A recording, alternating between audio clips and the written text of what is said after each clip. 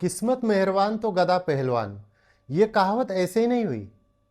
भाग्य भाग्य का होना अत्यंत आवश्यक होता है। और आज की वीडियो में हम बात करेंगे भाग्य को बदलने वाली, भाग्य को चमकाने वाली मुद्रा, भाग्य मुद्रा के बारे में जानेंगे। भाग्य मुद्रा किसे करनी चाहिए, कब करनी चाहिए, कितनी देर के लिए करनी चाहिए, किस प्रकार से करनी चाहिए, क्या है इसके फायदे, इन सब के बारे में डिटेल्स में जानकारी लेंगे। तो चलिए शुरू करते हैं।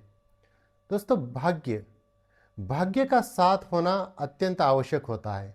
आपने देखा होगा कि अगर आपके अंदर कितनी भी काबिलियत है, कितनी भी क्वालिटी है, उसके बावजूद भी अगर भाग्य का साथ ना मिला तो आप उस मुकाम तक नहीं पहुंच सकते। और कुछ लोग जिनको कुछ भी नहीं आता, क्वालिफिकेशन बहुत उनकी कम होती है आपसे, लेकिन उसके बावजूद भी आपसे वो आगे निकल जाते हैं। अगर आपको किसी भी क्षेत्र में, किसी भी फील्ड में सक्सेस होना है, सक्सेस पानी है, तो भाग्य का होना बहुत आवश्यक होता है। और आज के वीडियो में हम जानेंगे भाग्य को चमकाने वाली, भाग्य आपका साथ देने लगेगा ऐसी मुद्रा, भाग्य मुद्रा के बारे में। आपके बनते हुए काम बिगड़ जाते हैं कई कारणों की वजह से, भाग्य साथ ना देने की वजह से, लेकिन इस मुद्रा का अगर आप अभ्यास करते हैं तो आपके बिगड़े हुए काम भी बनना शुरू हो जाएंगे। आपकी किस्मत चमक उठेगी, आप सफलता की सीढ़ी चुटकियों में चढ़ना शुरू कर दोगे। तो इस मुद्रा का अभ्यास आपको कम से कम 5 मिनट तो करना ही है।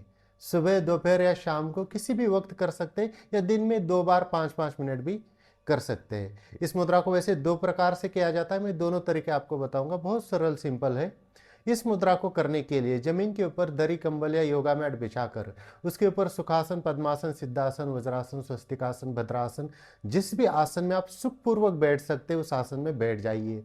रीढ़ की हड्डी का सीधा होना अनिवार्य है। जो लोग नीचे नहीं बैठ पाते, चेयर के ऊपर, सोफे के ऊपर बैठकर भी कर सकते हैं, लेकिन घूमते फिरते लेटकर नहीं करना है। कुछ लोग कहते हैं कि हम कुछ भी खाएंगे पिएंगे, बिना नहाए करेंगे, कैसे भी करेंगे, तो ऐसा मत कीजिए, क्योंकि ये मुद्राएं हैं। अगर इसका प्रॉपर लाभ आपको लेना है तो इसको अच्छी तरह से ही करना चाहिए। नहा धो के फ्रेश होकर खुलीदार हवा में, एकांत स्थान पर, जहाँ पर शोर शराबा ज़्यादा ना हो, ऐसी जगह पर पूर्ण एकाग्र होकर पूरा फोकस करते हुए मुद्रा को करना चाहिए। तभी इसके रिजल्ट आपको अच्छे देखने को मिल जाते हैं।